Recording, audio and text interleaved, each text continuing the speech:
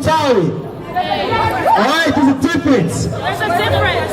We're not against the police. No, we're not saying that. I'm sorry. They're not police people.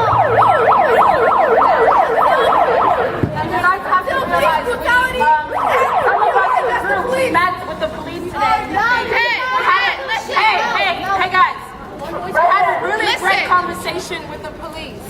And so we just want to respect them because they respected us. It's important to listen. You cannot fight hate with hate. You cannot. Excuse me. Hey. What's that positivity I was talking about?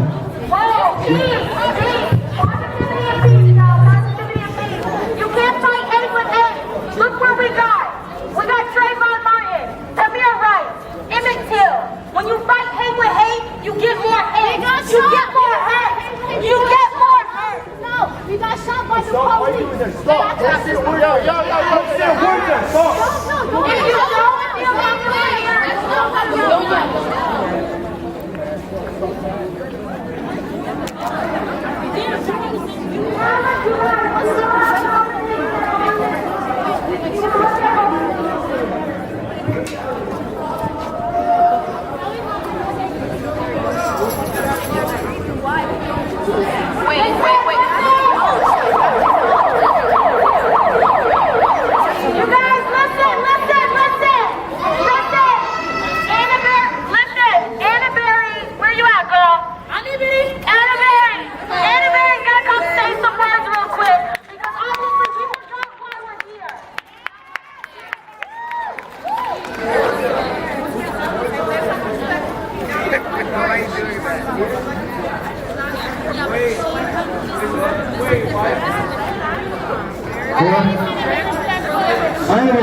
Annabelle, come up here.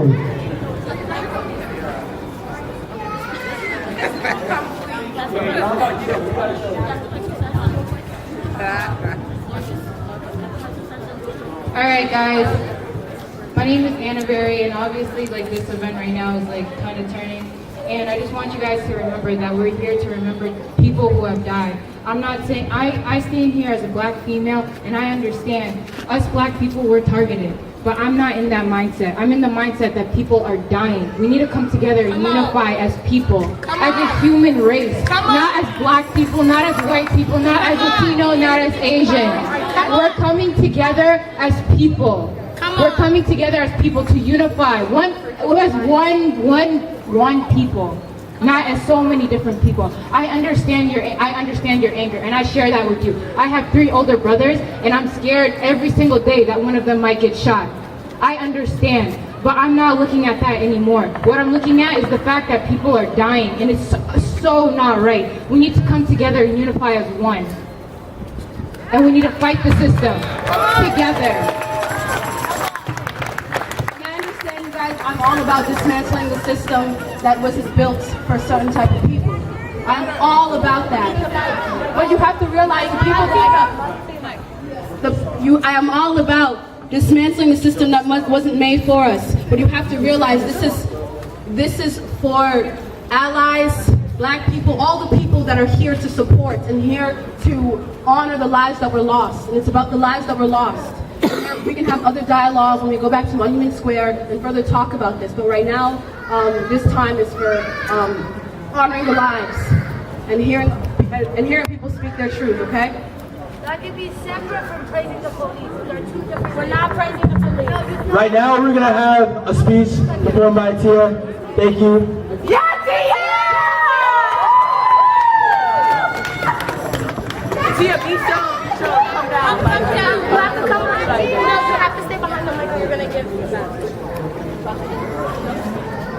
Where's Kalia? Hi, like David said, my name is Atia. Okay, so I'm just gonna read what I wrote. For my black brothers and sisters, I just want to open up by saying that throughout all of this, it is crucial that you take care of your mental state. Ask a friend, family member, associate, ask them if they are okay, and let them know that it is okay to feel pain or drained or frustrated or angry. These feelings are reasonable for what is going on right now. Initially, my mom didn't want me to come here today. She tried several times to convince me to stay home because she was scared, and I quote, that someone would hurt me because they don't agree with what I have to say. This is the fear that all Black mothers and fathers harbor for their children. What she said to me was a manifestation of her fear of my safety in this country. My whole life, my mom has been telling me to watch my back around those in power, to make sure I was calm and composed in a manner that wouldn't fit a suspect description or a basic stereotype. As Black people, we are not safe. Even when we are doing absolutely nothing, we are not safe. On Monday, Delron Small was shot to death by an off-duty NYPD officer. Tuesday, Alton Sterling is shot to death by police officers in Louisiana. Wednesday, Philando Castile is murdered in his car in front of his girlfriend and her 4-year-old daughter by a police officer. Thursday, a man is found dead hanging from a tree in Atlanta. These men are sons, fathers, brothers, husbands, friends, innocent people. The aftermath of each tragedy is emotionally draining as we mourn the loss of a life violently taken by the police and as we reflect on how painfully familiar each killing becomes. When I heard about Alton Sterling's death, I couldn't help but point out how shockingly similar it is to Eric Garner's.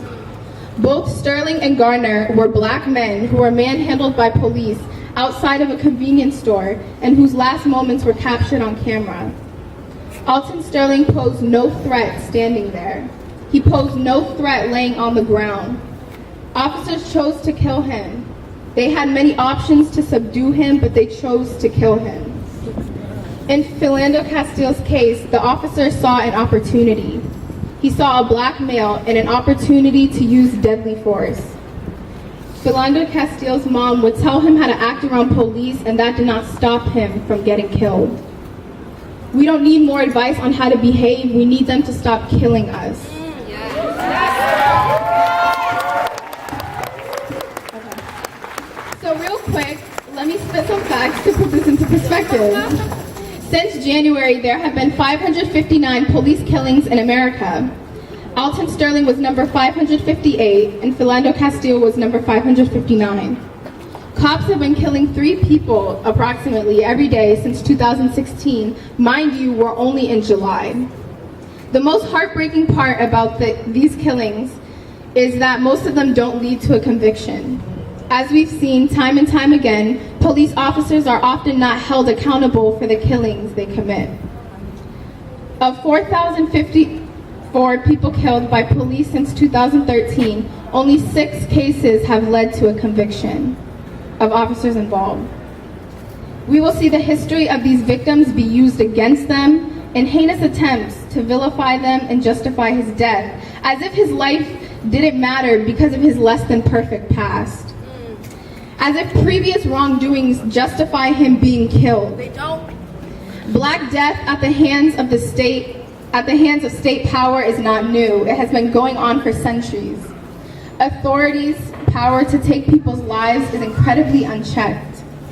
Every bullet must be justified. So tell me, how can they explain these bullets in the bodies of men who are on the ground, reaching for their license, being compliant, following orders? The list goes on. Yep. The issue is what happens when racist police see Black bodies. They start to see weapons that aren't there. They see our bodies as threats way before they are human. If you are an officer and you are afraid of Black people, you need to resign and be ashamed of yourself.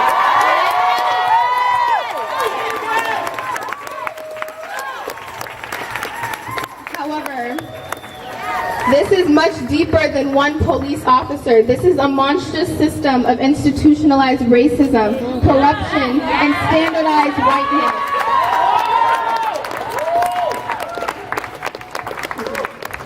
How many more Black bodies until it's seen as enough evidence for Black lives to matter?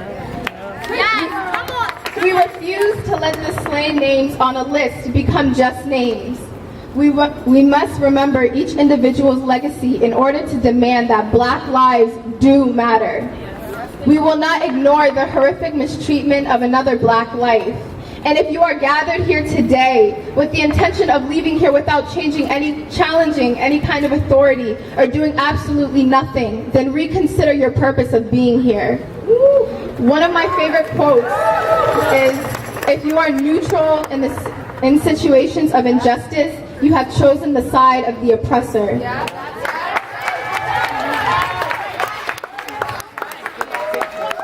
Again, if you are neutral in situations of injustice, you have chosen the side of the oppressor.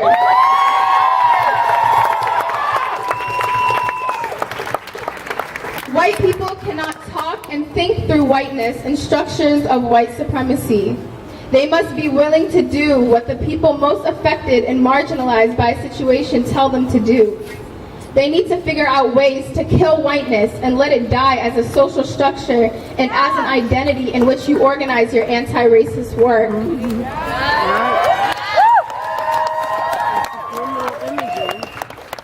For one to claim whiteness, one also is invested in white supremacy. Whiteness cannot be defined outside of a racist power structure. Like Malcolm X once said, the future belongs to those who prepare for it today. Enough is enough, no justice, no peace, and Black Lives Matter. Thank you.